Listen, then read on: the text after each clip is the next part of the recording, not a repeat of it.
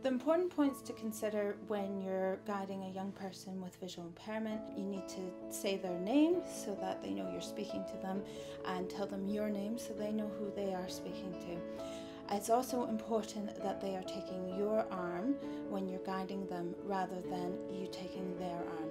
This is important because they need to be anticipating what's coming up.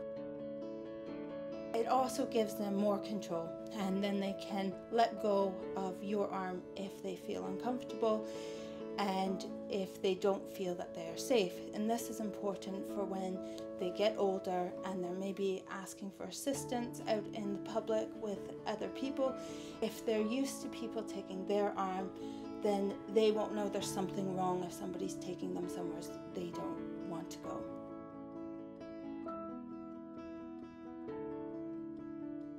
When you're ready to guide the young person, you'd offer your arm by saying, "Would you like to take my arm?" and put your elbow in next to their arm. Then allow the young person to take your arm, and they would hold just above your elbow using a pincer grip. And pincer grip is like holding a cup, so with your hand like this on the back of the arm. This is a standard grip for older children. When they're younger, you would start off, when they're really little and they can't reach your arm, you'd start off by holding hands. The guide's arm should be held in close to their body to give the young person maximum feedback and security.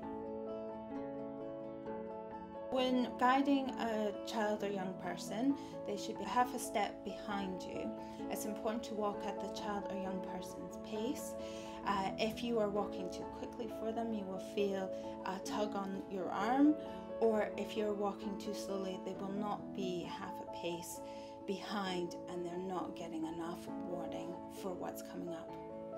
It is important for the guide to pause when there is going to be a change, such as a change in direction or gradient, a curb or a step coming up, so that the young person can anticipate that something different is about to happen.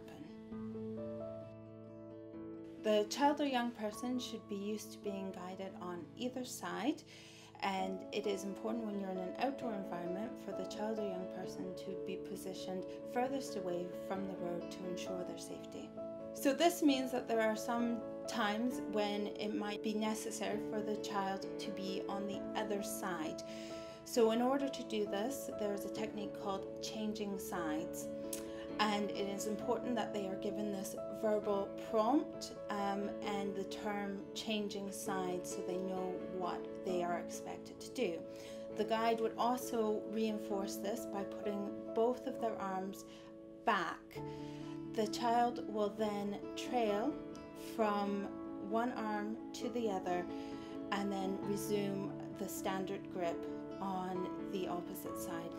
Now, in order to teach this when a child is young and they're first learning, the guide would trail behind the young person so they understand what this feels like. When guiding a child or young person, it is important for the child or young person to be listening to the sounds in the environment so they understand where they are and what's going on around them. The guide can draw their attention to certain things by asking them what they can hear, what they can feel, and what the environment is like.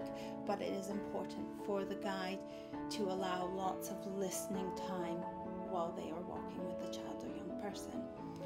The child or young person really benefits from sighted guide assistance so that they can be safe and take in as much information about the environment and their surroundings.